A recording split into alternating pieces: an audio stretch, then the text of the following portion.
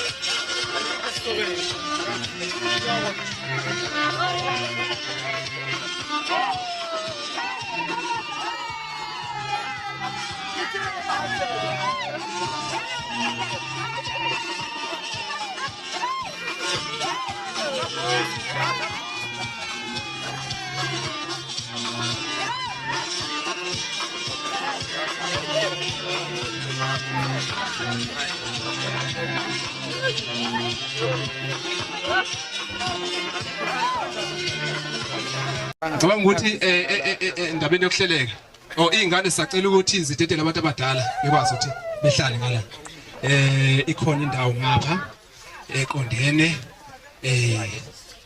nosingayi ikhona indawo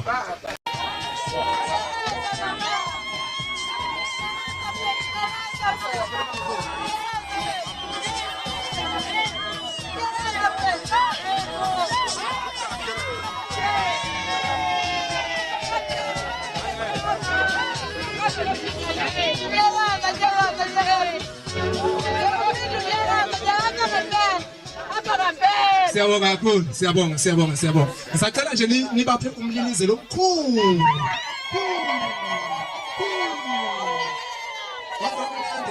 Waze kwamnandi. Siyathokoza. Bafowethu uhlelo lungakimi njengamanje kuthiwa ngiqale sikhulise phambili sibambe nalesikhathi. Ngimuza umkhwenyana ethi kuzo zonke izikhulumo ezoba khona angwedlulise lokho ukuthi 3 minutes noma 2 minutes nje kube sekwanele ukuze siphuthume lapha soyiklebhula khona. Njengamanje ngokuthobekile sisacela ukuletha ubaba uD Mzimela. Ngiyabonga ithuba engiliphiwa uNkulunkulu namhlanje kulomshado. Njengoba bafowethu silapha namhlanje kulomuzi wakwaDludlu sihlanganiswe uNkulunkulu ukuba sizoba ngofakazi bokuthi lo mshado wenziwe futhi wenzekile. Kepha ke kulolu suku lanamhlanje nangalesi sikhathi okunikezwe mina ukuthi ngizothandaza ngivule lenkonzo yalomshado. Nami ke akukuningi ebengathi mhlawumbe nginakho kodwa kukuba ngibafisele isibusiso. Ngiyaqonda ukuthi lude uhambo esebelihambile belungelula beluneyingqinamba kodwa sebeze bafika la. Engithemba ukuthi sonke simele ukuthi sibabongele. Amen. Ngicela sithandaze. Nkulunkulu Baba, Nkulunkulu olungileyo, Malusi olithemba, namba abantwana bakho Nkosi yamakhosi phambi kobuso bakho namuhla Nkosi yamakhosi ulifezekisile lolu suku ebeluyiphupho kubona. Ngakho ke ngiyenxusa Nkosi ukuthi usikelele Nkosi yamakhosi lomshado uwenze Nkosi yamakhosi ube nezibusiso. Siyenxusa ke Nkosi yamakhosi ukuba lo mshado Nkosi yamakhosi ube nokuthula nezihambeli Nkosi eziuhambele. Kubonakala Nkosi yamakhosi zithakasile Nkosi ngentakaso yokubonga nokubabongela. Nkulunkulu olungileyo ngubo emhlophe eyehla ezulwini ngamathopho amane. Ngiphakamisa wena Nkosi yamakhosi kwelakho igama elinguNkulunkulu uyise, indodana kanye noThixo umoya oyingcwele. Amen.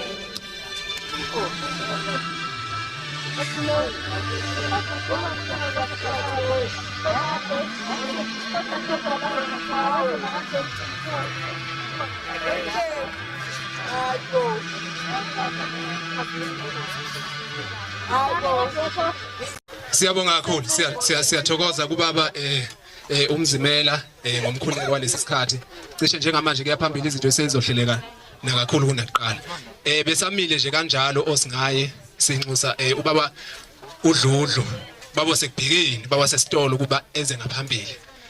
Ezomukela zonke ihambi ukuze nizizwe senikhululekile ngayo yonke indlela kusuka manje kuyaphambili. Siyakunxusa baba uze ngaphambili ukuze sikwazi ukwamukeleka ngokusemthethweni nangoyomukelekayo.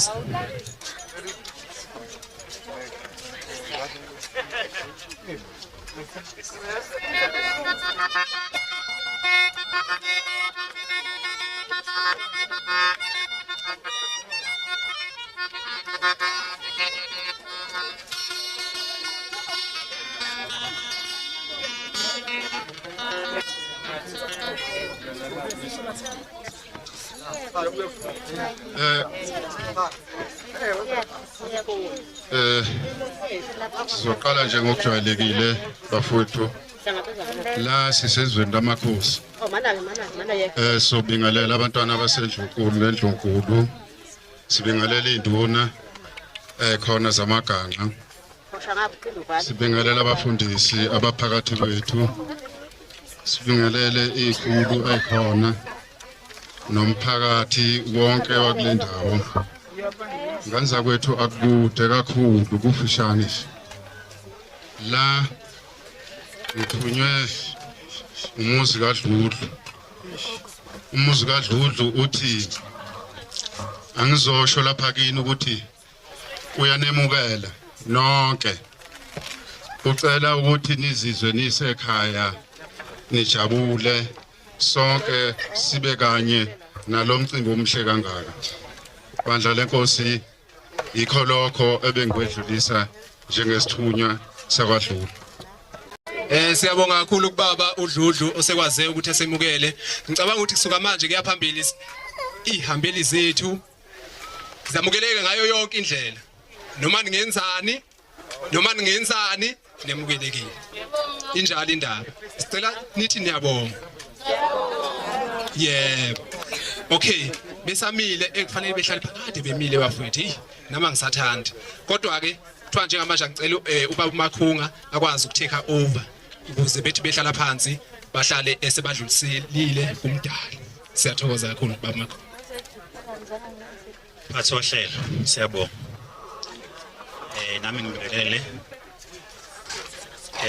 umphakathi wakule ndawo. Ngibingelele kanjalo nosingaye abantu abakhulu kulolu suku namhlanje. Umndeni wakaDludlu mfowethu uDludlu nodadewethu uMthemkhulu. Kulolu suku obelenzelwe uNkulunkulu lwayimpumelelo siyababongela. Mhlawumbe ngingakangeni ezifungweni zethu esizozenza. Bafowethu nina enemphambi kwami.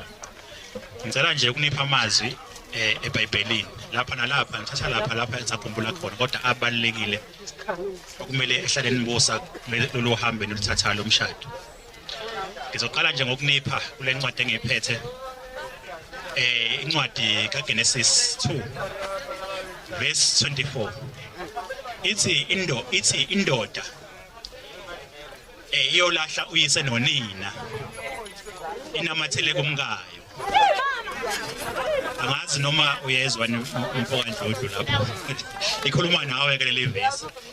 Lithi indoda iyoshiya uyise nonina anamathele kumkayo bese beba nyamanye. Namhlanje nizokwenziwa nibe nyamanye. Nami amazwi manje nyamanye akasekho phakathi kwenu ozobona iphutha komunye. Uma ubona iphutha kulo wakho othandiweyo okwazi lo phutha nakuwe likhona. Kanjalo nomama uma ebona iphutha kubaba okwazi mama ukuthi lo phutha nakuwe njani likhona ngoba senimunye manje. uNkulunkulu uzonenza nibe.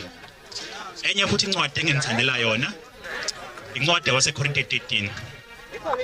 Ngithanda ichapter incwadi yaseKorinte bokuqala chapter 13. Ngithanda lapho iverse lokuqala la khona. Lithi uthando liyabekezela.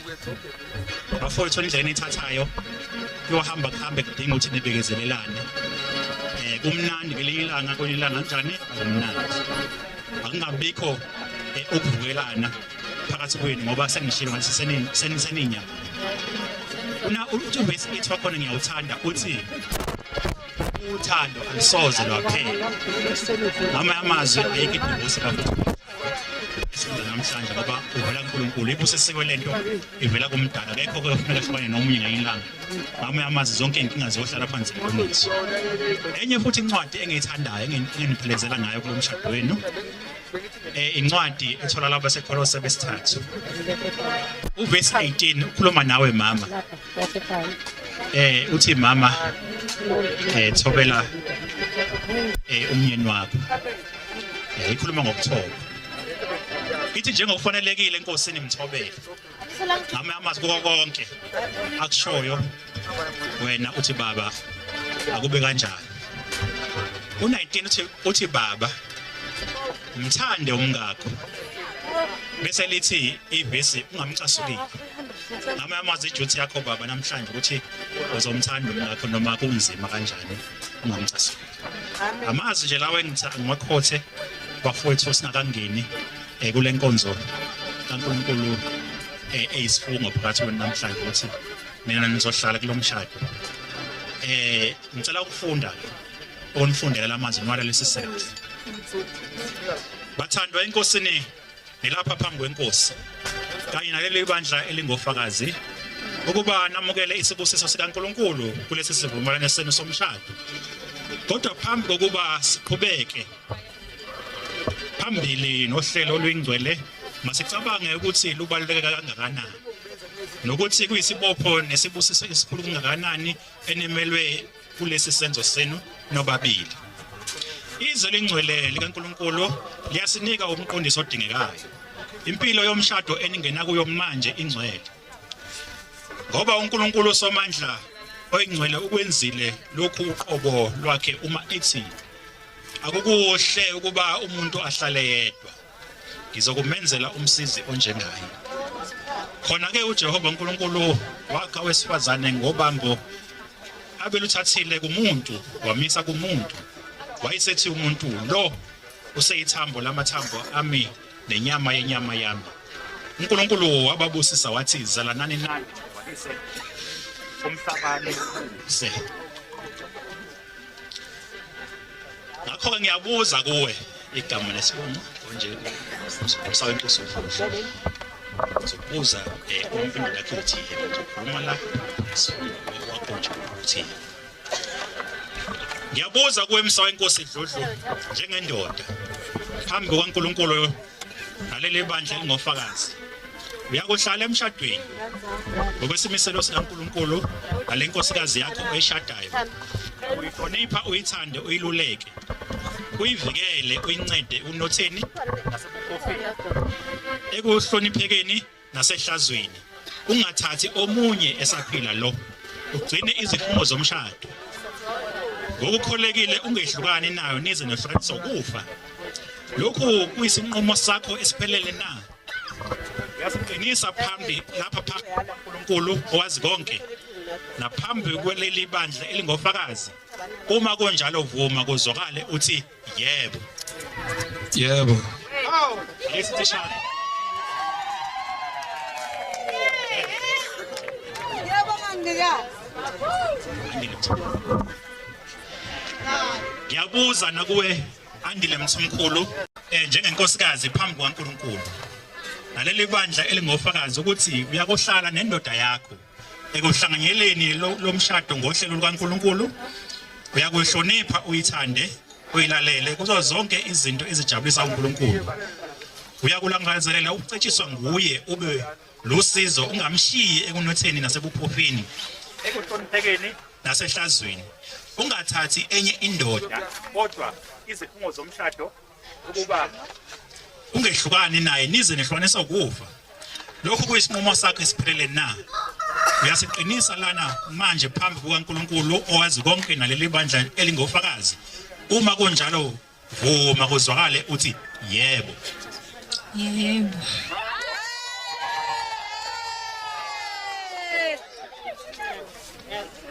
nizwele Asizwele. Anizwanga Abaqale phinde.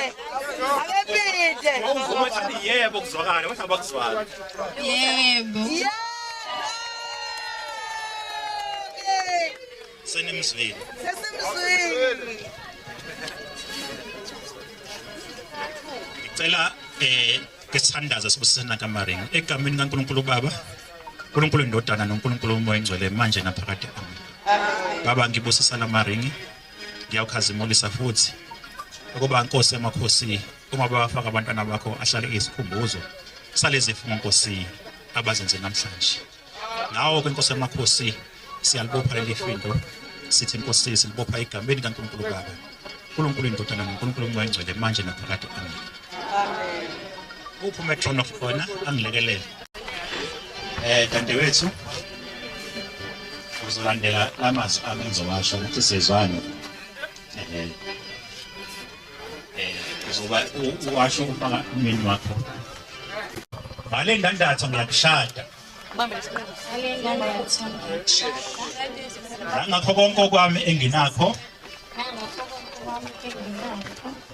umzimba wami ngiyakuhlonipha egameni kaNkulunkulu Uyise umzimba wami ngiyahlonipha egameni kaNkulunkulu Uyise uNkulunkulu Indodana uNkulunkulu Indodana noMoya Oyingcwele amen noMoya Oyingcwele amen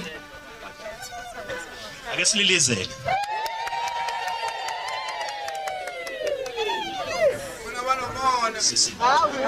Uwalapho wena. siphinda amazwi afanele Asiya. ngale ndandatho ngiyakushada ngale ndandatho shada ngakho konke kwami nginakho ngakho konke kwami enginakho umzimba wami ngiyakuhlonipha egameni kaNkulunkulu Uyise umzimba wami uhlonipha egameni kaNkulunkulu Uyise uNkulunkulu Indodana uNkulunkulu Indodana noMoya Oyingcwele amen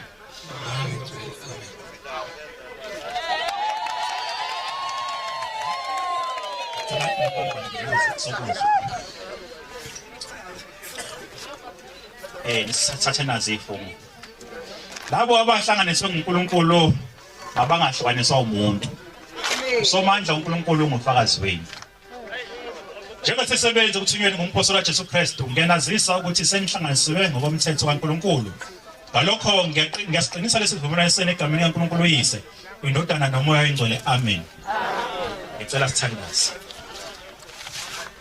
somandla uNkulunkulu Uyise wezibusiso zonke egameni lenkosi yethu Jesu Kristu siyakucela ukuba ubabheke ngomusa labantwana bakho abazehlanganise phambi kobuso bakho ngalesi sivumelwano somshado osibusisa isivumelwano sabo wethulele kubo ubuningi bothando nokuthula kwakho bagcine ezindleleni zakho wenze ukuba izinhliziyo zabo zikhule ndawonye njalo uthandweni nasopholweni ubahlomise ngomoya othobekileyo nomnene usisa impilo yabo kulomshado ngayo yonke lenjabulo oyithembisile emshadweni ongcwele bagcwalise Nkosi ngokwesaba izwi lakho ubagcina ukholweni loqiniso bebandla lakho kuze kube sekupheleni benze bakuthande ngaphezulu kwezinto zonke wenze ukuhlanganiswa kwabo kube nezithelo njengoba bemzimba munye mababe moya munye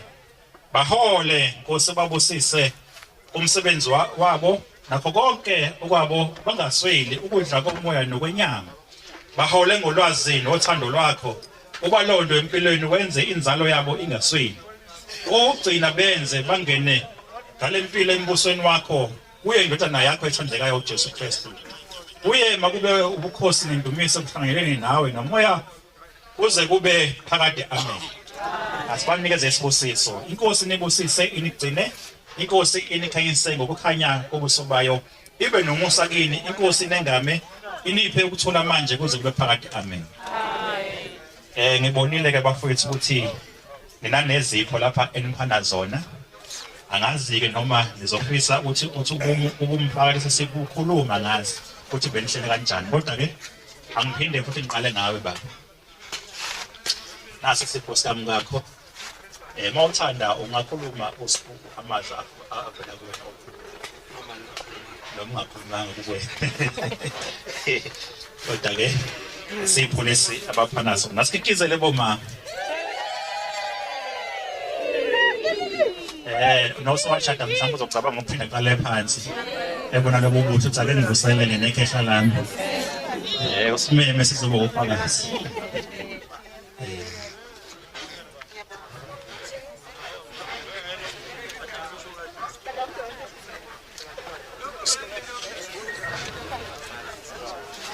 lenze njani Tatazele mzali.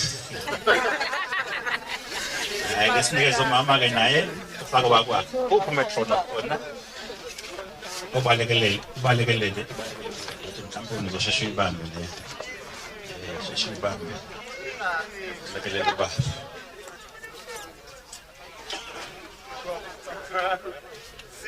lona ke bafowethu sekumiste Mrs. Lodlo ubekade ecathama asikhodluli yathulisa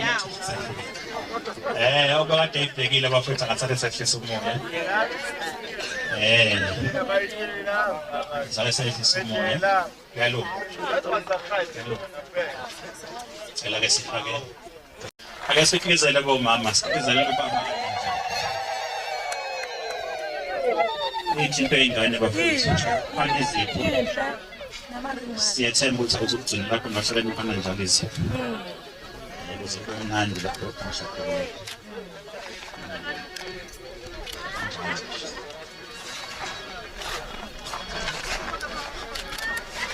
sibonge kumphathi hlelo nomndeni wakandludlu nokamthimkhulu nomphakathi wale ndawo ukuthi usethembe ngalo msebenzi siyinkonzo abaphosoli abayishumi 2 umsebenzi lo wethu nabashadikazi awuphelile saxoxa nabo ukuthi sisazoqhubeka kanjani bebeshilo ke la ekhaya ukuthi isikhathi siyaphuthuma mphathi wahlelo eyami program igcina khona la okwamanje ngiyabonga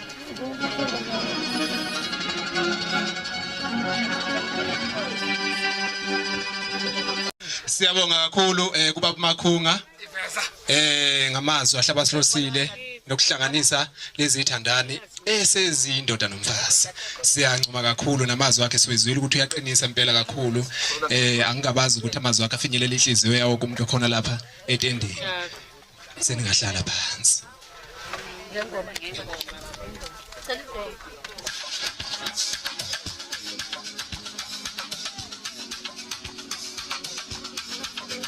Mawuthando ngasukuma nawe mawuthando ngasukuma ubalekelele awuthi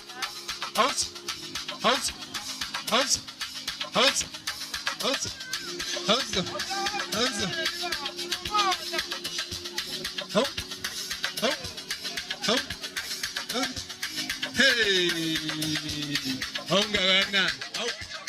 ongagana hey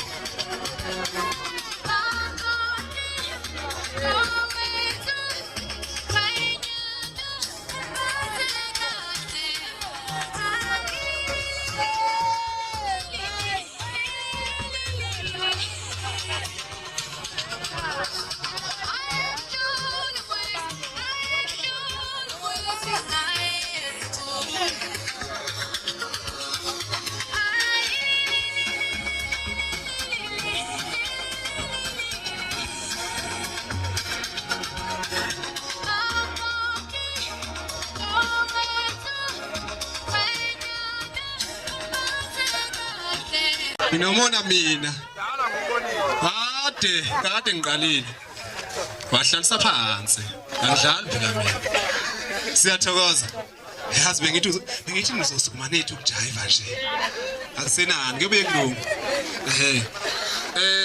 Njengamanje sesidlulela kwenye inkathi lapho esisho khona sithi welcome to fatherland and welcome to motherland. Hayi khululekani kuyashesha ngicabanga ukuthi sebebathathu nje asebesele manje. Ngiyaqhubeka sijahe lapha phezulu.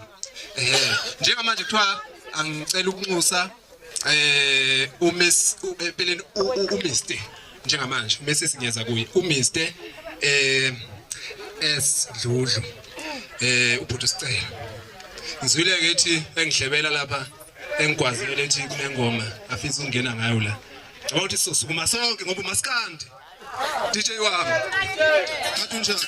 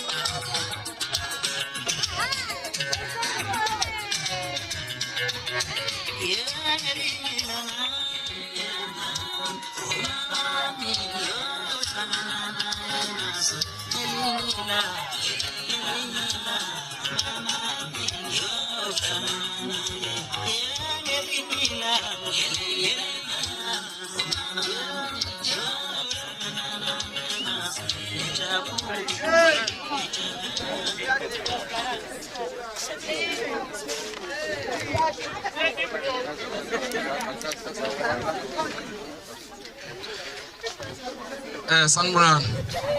Ngithemba nephila. Elinye ilanga uqhamuka ubabe Masolweni mfowethu. Ajabule la ikhona. Nami ngijabule la ngikhona. Mfowethu. Yakwemukela. La ngikhona mfowethu. Yenza 5 years manje ngishadile. Yakwemukela mfowethu. Kahle kamhlophe. Phathe kahle. Makoti umphathe kahle mfowethu masifika la mfowethu mayengekho kufana ukuthi sikhona umphathe kahle yakwamukela mfowethu ngiyabonga ngelinye ilanga uNkulunkulu yosemukela ngiyabonga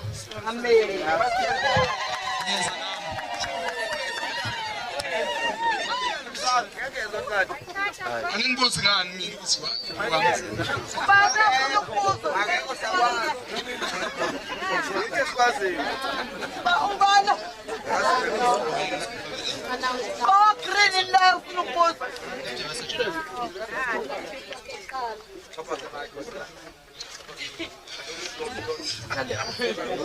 siyaxolisa sisikhuluma madoda okay Njengamanje sizokwethula umame uMrs Khomo eze ngaphambili ezothi welcome to motherland. Sike sizwe ihlebo amazwi ahlakaniphile. Amen. Ngizokuthiwa naye ukuthi kunengoma lapha ayithandayo afisa ukungena ngayo. Lezo zobuchwepheshe ke basayicika lapha. Iyeza. Uyezwa mama?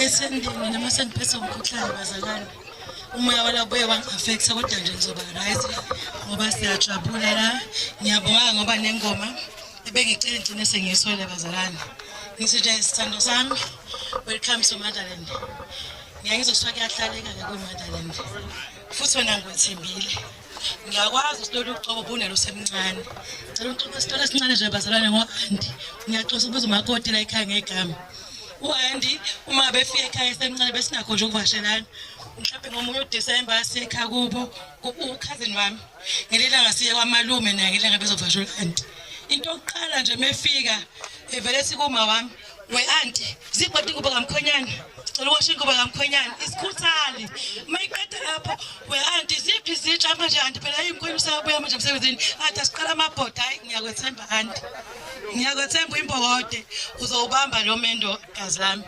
okubalekile kakhulu ke kakhulu kunakho konke ke ukuthemba uJehova seyifundiwe ke incwadi gazi lami wanifundela ufundi zonke incwadi ithemba lakho kumele libe kuJehova umakoti ngizoxela mina ngoba ngikhuluma ngawo kuthiwa umakoti uyamthobela umnyeni wakhe umakoti akathatha indaba yokuthi laba bebahisana nomkhwena wakhe esizohambe exoxela bonke abantu umama ohlakaniphileyo uthatha indaba zakhe ayixoxela uJehova uma uxoxela yena akakwazi ukuthi yena bese xoxela abantu uthawu niyazi ukuthi u100 sengijwayele ukuthi nokucha uJehova kayena lo muntu uJehova yena umxoxa indaba yakhe uyayithatha mayiqedwe bese ayalungisa udaba lakho ngicela kuma lapho ukuthi singasedla isikhathi Siyabonga Mrs Khomo siwezwile amazwi akho aqinisayo ngicabanga ukuthi abheke kakhulu kumakoti phela ngwala ekhaya mina umakoti yabo sibonge nakuwena mfowethu bhuti Mr Dludlu siyathokoza sikuzwile nawe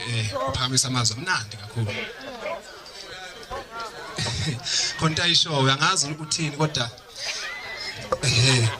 okay njengamanje bafowethu sicela ukudlulela phambili sithole indawo lapha okuthiwa ukusikwa kwekheke asazi lutho wethu ngalokho uyazi uzosondela ngaphambili ubanike uMazondi Dlamini uyena ozodilana lo msebenzi lowo ewuqondise kubashadikazi lapha ngaphambili siyamnxusa DJ wami ngiyacela mfowethu awenze kanjalo siqhubekele phambili abayazala abantu alinje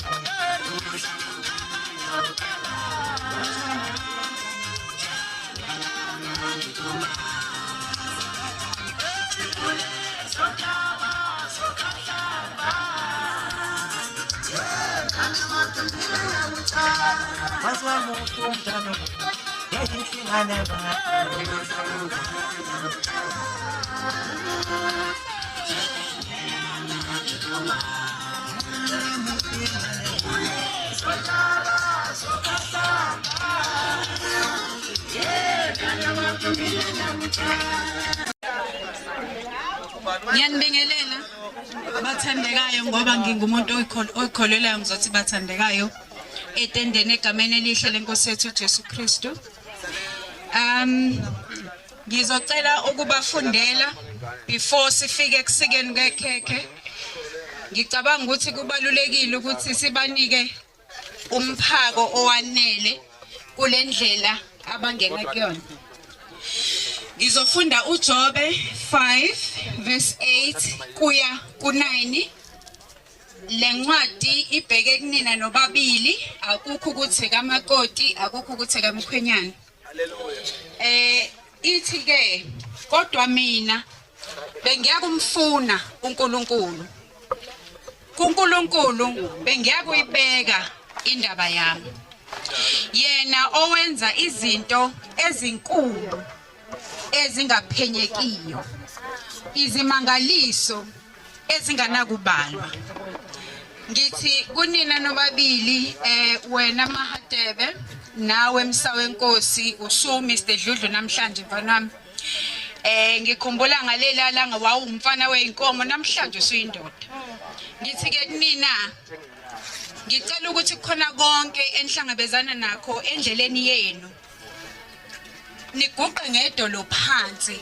Uma ngabe kungakavumi Andile ukuthi umsa aguqe nawe umkhulekele ngelinye ilanga uNkulunkulu uyokuphendula kuyenzeka. kuNkulunkulu kwenzeka okungenzeki kubantu. So engikushoyo uma ngabe ukuthi khona ukuphambana okwenzakala endlini, awuhambi uyoxoxela abangani bakho, awuhambi uyoxoxela abafowenu. Ubeka indaba yakho kuNkulunkulu ngoba yena uzokwazi ukuthi kuzofanele wenze njani ukusuka lapho. Istep sokufanele sithathe kuleyo nkinga obhekene nayo. Andile ngizokubiza kanjalo nganami ngoba ngijwayele ukubiza kanjalo. Ngicela ukugxila kuwe kakhulu ngoba isikhathi esiningi izilingo ziyafika. Uqine edolweni, hayi kubangani, hayi kini ngoba kini uma uya kini uyosho ukuthi umsa usenze kanje kuzohlala kubona ngeke bakwazi ukumxolela ngisho nina nobabili senixolelene. Ngiyacela ke sisi ukuthi nje uqhubeke. Ngiyazi futhi ukuthi umntwana okholwayo ngoba even on Sundays makiwe itokofeleni wena uqala esontweni. Uqhubekeke kanjalo. Umuzi wakho uzoma uzoqina niyozonihlukaniswa ukufa ngoba namhlanje njengoba kunje kuvume yena uNkulunkulu. Ngeke avume ukuthi kube khona ongena phakathi kwenu. Ngiyabonga kakhulu.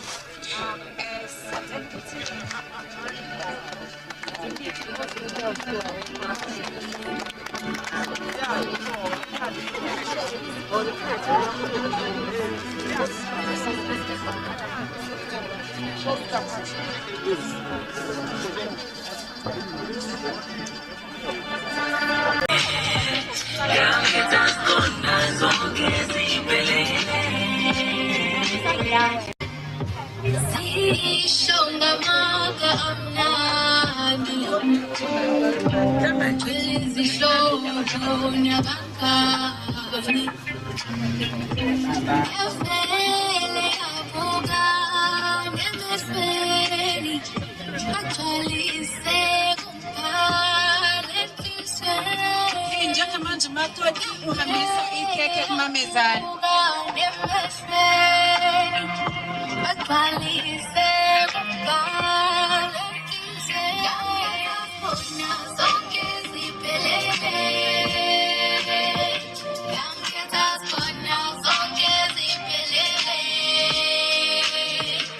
Ngibona wena phela ke kosanga ngitshela nix noma bekhuluma uyazangi indawo wakhanyisa isibani ngokusuthazile athi nami ngikenza yazi makubuka lapho sisuka khona angikholwa kuseyithina bengihlekwa abantu bethi sengithenga ama-weave now mangithi kancane bathi baba cima nawe udini noma ngicinza ngikubiza ngobaby nawozalana wena maqondana ungacasuki tshela mina sithanda sikhathi ubani Umkhwenyana usezohambisa kumkhwekazi wakhe. Uzokuthi ubani umntwana okushisa.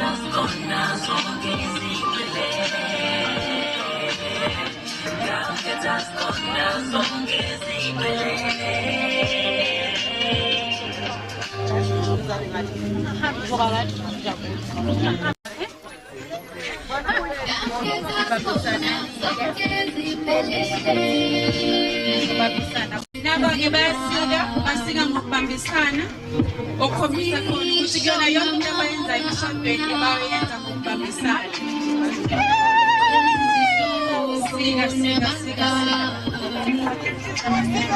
Nakusikwa khona ikhekhe-ke akukho macala ngani siye sidle nje ikhekhe si-enjoye ikhekhe naso.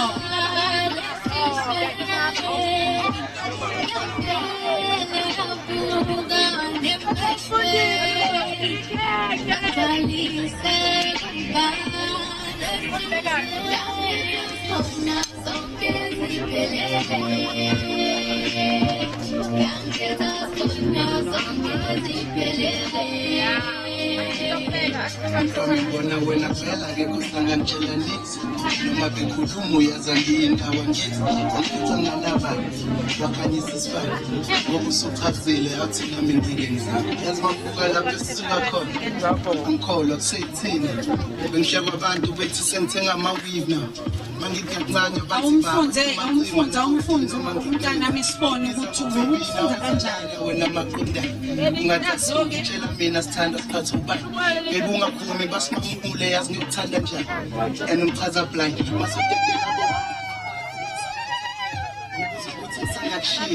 never ngombuzo ukuthi ubani umntwana ukushiza ukupha nawe msawenkosi sibone ukuthi ingane yahadeke uyokuyiphala kanjani not forever yeah.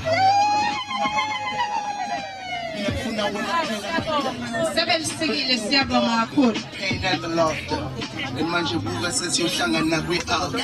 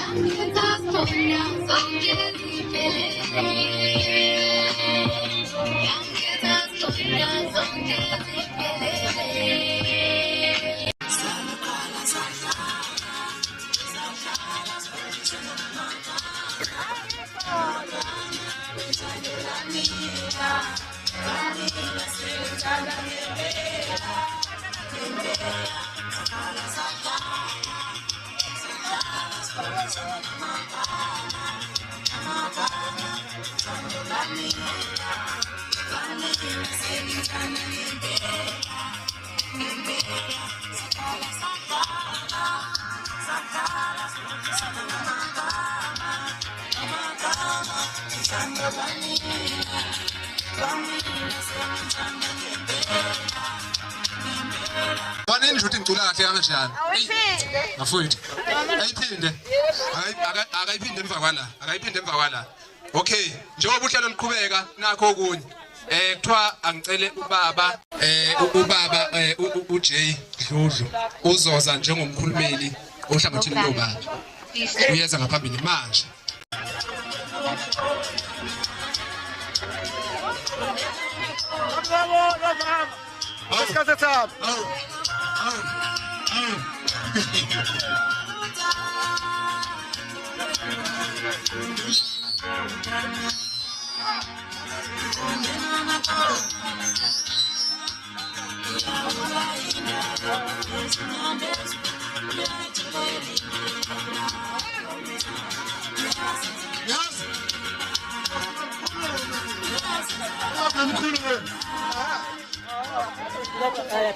Una DJ uyahluka ngoba uzokwenza ukuthi loba bengayenzi lento udludlu yakhululeka ngamazi ngizocabanga ukuthi ngokusheshsha bafowethu ngisacela ukubingelela abasemzini ohadwe ngibingelela ubukhosi bakule ndawo sina kuleli ndawo yakwaNongoma siphila ngaphansi kwamakhosi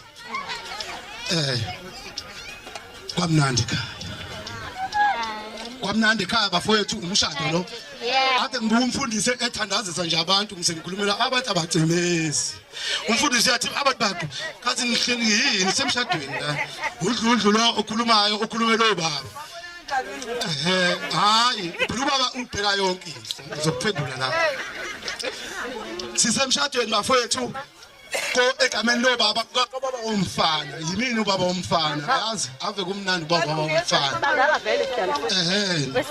ngizothethela nje amabhomu ube ngaphethe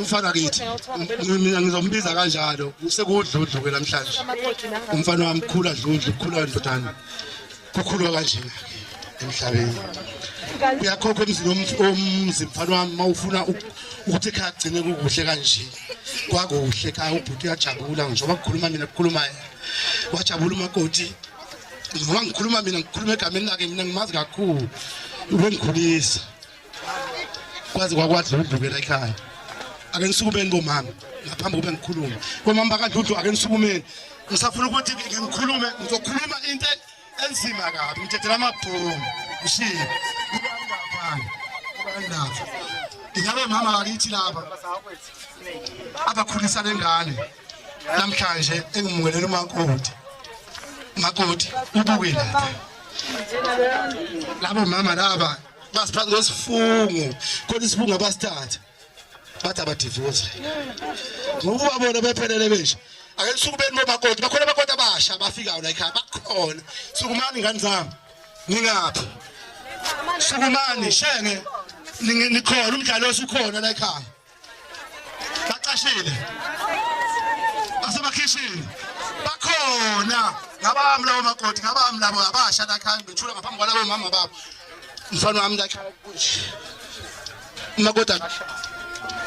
umakoti la ekhaya akabe kwisandla uma ngabe khona phone khona ngena leli yagumbe kwala ekhaya wathi lakho ukhulume nayo uxolisa ukugcinedolo phansi uzohlela ngiyazi mina ngibuya khona experience abantu ngiya 20 years nomshado ngangibona ngingaka ngimthala kulo mshado activities la ekhaya mfana akadivorce la ekhaya ngisho ngathi umfazi wonile kangakanani uze la kithi masukufuna ukufika kwenqo uthi baba cabanga sokutshenthe ikhohle yakhohle ngitsekushadweni mina ngiyakhuluma ke emshadweni ungathi ubambezela isikhathi ubaba wadludlu yimini ngihamba nesikhathi sebafethu siyabonga nonke ninifikile ngaphathi kwaleli khaya sicela ukuthi nigcine lo moya sinibone ningena ngawo nogcine kanje ngithandana njengoba sinibona nithandene niyajabula sibona uHadebe bakungelela ekhaya bajabula boHadebe ngisekhaya seningodludlu mani la ngaphathi kwaleli khaya maniphuma ke nje uxelela ngoHadebe sicela nisibhekele ichwanguchwangu lezi singezukuyibona singagcoba umfana wami ngoba mayigcoba leli gcike igcoba umfana wami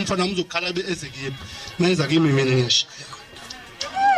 ngiyashayana dludlu ngiyabonga sengiphuthuma nje mfana wami umfazi lokhu sikubonayo umfazi uthathwa kanje aveze phakathi komphakathi ungahambi uyoshadela amaholo la ngale emuva asiwafuna amaholo esiphila ngawo la bebona umama bakho bebona abakoti abanye abakhona ukuthi kuphilwa kanje wena uyakwazi abafweni bakhona bashadile noma babakho bakhona bashadile la ngaphakathi siyabonga dludlu siyabonga ntima siyabonga ukuhloniphela umama oze ngaphathwa leli ekhaya mama siyakwemukela sinkudlula yabo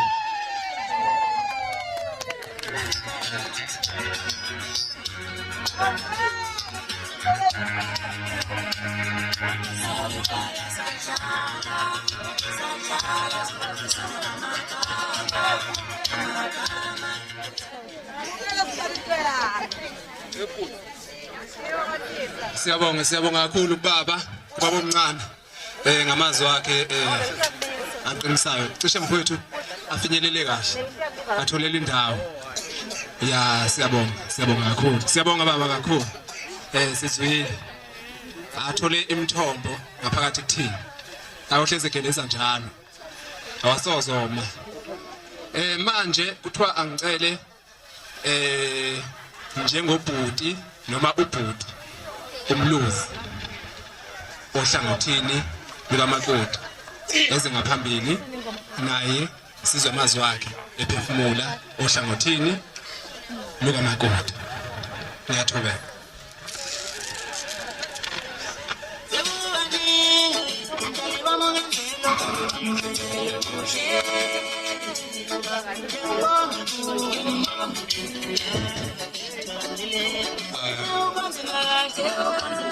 Ake ngibambele ithuba ngibingelele kwabasethendeni.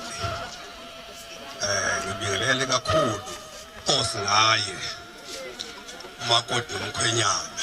Ngiphinde ngibingelele kakhulu ngokuthobekile umuzi wakwaShushu. Umama Shushu, baba Shushu. Ngokukhulu nje ukuhlonipha ngiyabonga kakhulu umsebenzi othathekile owenzekile.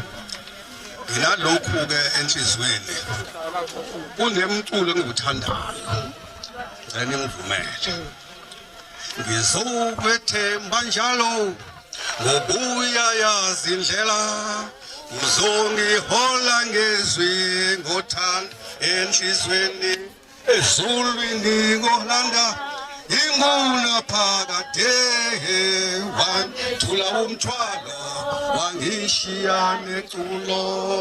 Siyabona nalokhu ke elithuba ngelinikiwe dadewethu usisi wami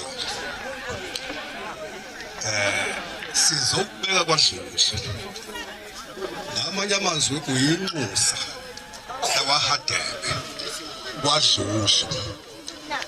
Sethembile ukuthi usiphatha kahle la ekhaya nathi sabukeleke futhi kahle la ekhaya ngothando nawe ozobulunika abakwaShushu.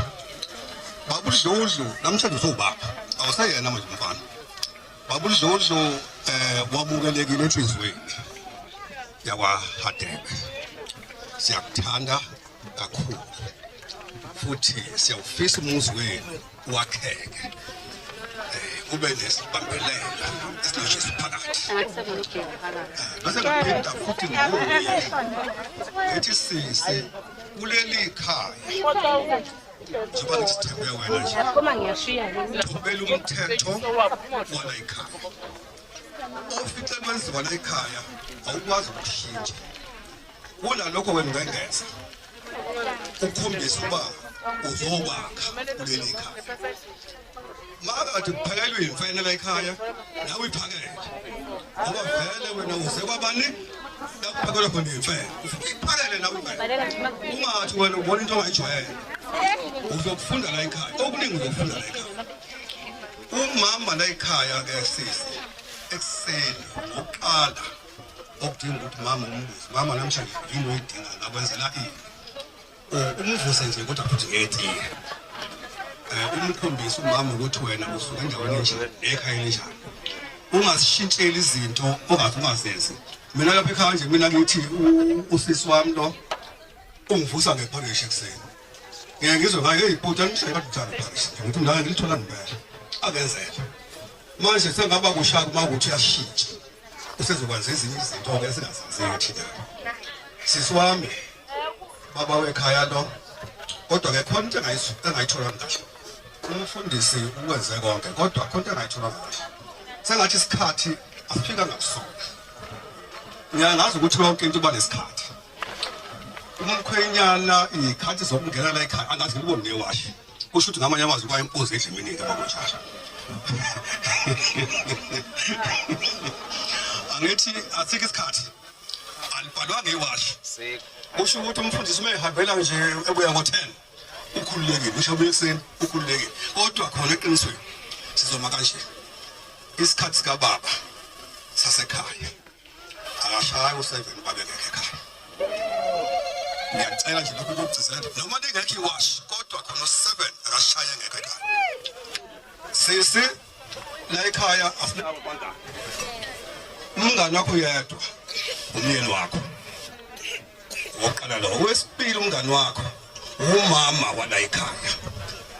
Awusenayo umunye umama ozobe ukukhosazekela uzula ekhaya wena uma wakho lo wala ekhaya uma wakho isibili and futhi udinga ukuthi umhloniphe ngayo yonke indlela. asidingi ukuzwa nje ukuthi awusezwani nomamezala bese uzobuza kulamento kwenze njani ukuthi kwenze njani yini le examise nomamezala wakho wazi wafika kanjani la ekhaya uma kuwukuthi anokuzixhoma nomamezala wakho sizozwana lapha mkhonyana asiphakameke isandla njengoba uyibona injena nje lengane uyakuthi umuntu yakanjani ayiyazi into ethiwa induku nje ngisho impama ingeni la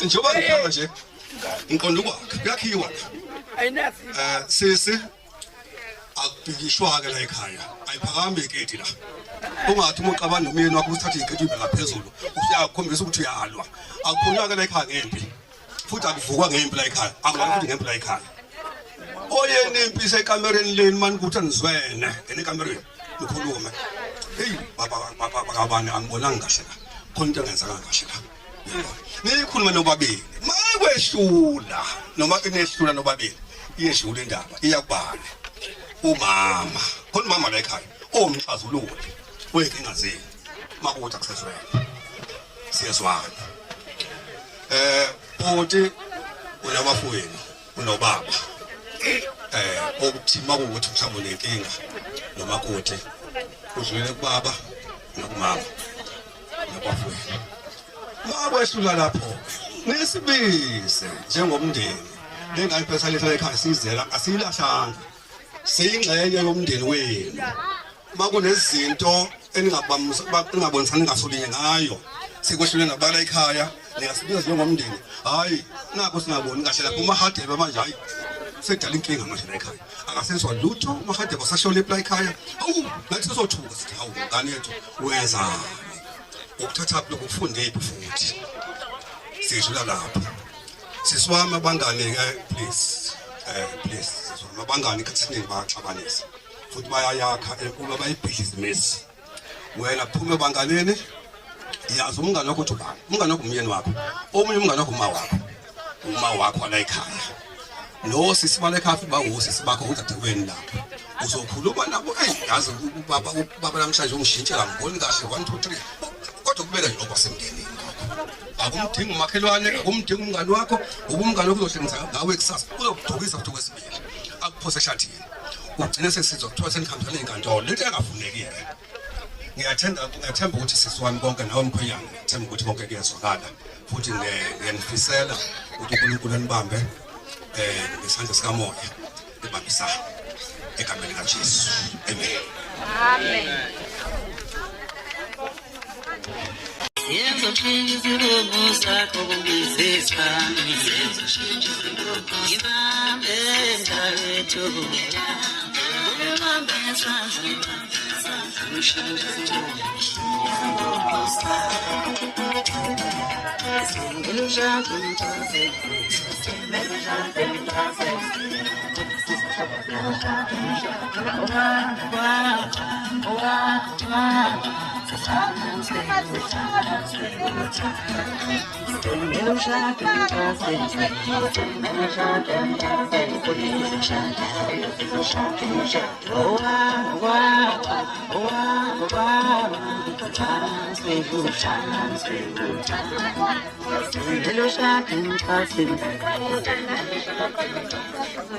Sanibonani. Njani no? Ngiyaxolisa ukunisukumisa but ngisacela wonke umuntu osithende nasuku.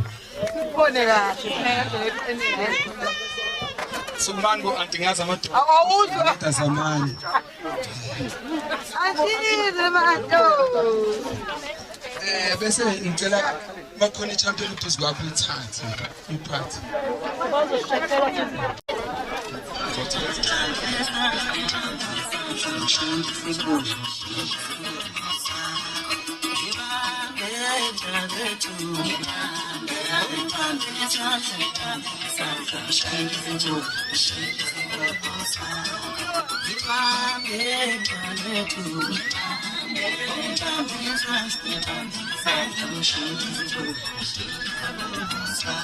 Yevo chizibongo sakho ngizisami Sacela sithi kanje. Nithi champion kanje. Nithi kanje. Nithi kanje. Nithi kanje. Nithi kanje. Kunocingo. Olla. Selikhipile ucingo. Asenzeni sonke ke ngiyangibona. Okay, silithi siphinde sithi. Bese sithi khipha ucingo.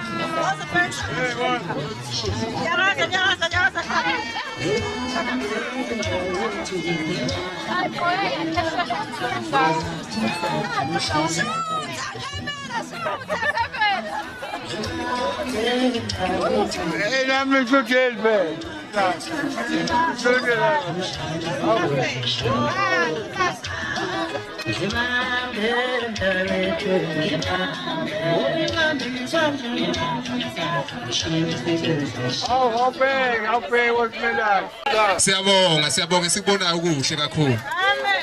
Ehe. Baye bethi ke baye bethi ungapheli kuyahlola. Kodwa ke phezulu ngaphambi kokuba kube njalo sisacela ubhuti omdala. Uthi umsizi kamakoti lapha phambili angicele wonke umuntu osingile uphumele ethubeni lokuba lapha ngaphambili. Mhlambe nje ngingathiwa sekuba wena ngokulandela ngikwazi bona. Wonke umuntu osingile igama lesingisi leli wonke umuntu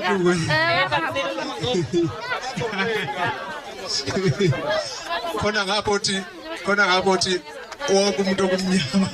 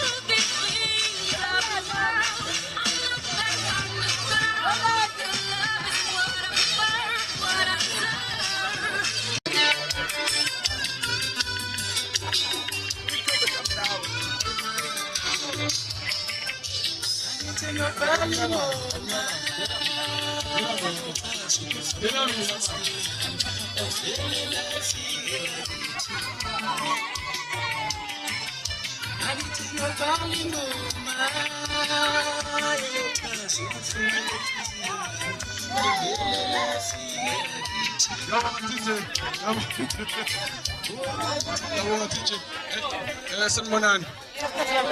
Ninjani? Siyajabula ukuba nani noma sesilingelwe isikhathi kakhulu induna ilwa nami manje isikhathi sayo sesiyalimala kodwa nje bengifisa ukudlulisa lokho ukubonga okukhulu esikutholile isupport from esidini la kamakoti esidini la kaMkhwenyana esidini lomphakathi nje uwonkana isupport yenu nepresent yenu ukuthi nje nikhona namhlanje kube lukhulu kakhulu siyabonga nje kakhulu ukuthi ngibile khona kuningi kwesekukhulunyiwe okuhle mangase ngithi nami ngiyakhuluma manje ngabe sengigqiba lokho ngengikwazi ukugqiba kuhle kakhulu okukhulu sekukhulumekile ngiyacela ukuthi bafowethu sonke sisukume bese siya ngononina bethu njengoba esememezile umfowethu ukuthi abayoshutha isikhathi sesisincane kakhulu lishuthe nisheshe sizophuthuma lapha isikhathi enduneni induna isilindile kudala isilindile ngiyabonga kakhulu umphakathi wakithi ngiyabonga kakhulu Mthimba ngiyabonga kakhulu ekhethweni lakithi uNkulunkulu anigcine nihambe kahle noma senibuyela lapha eniqhamuka ngakhona ngiyabonga.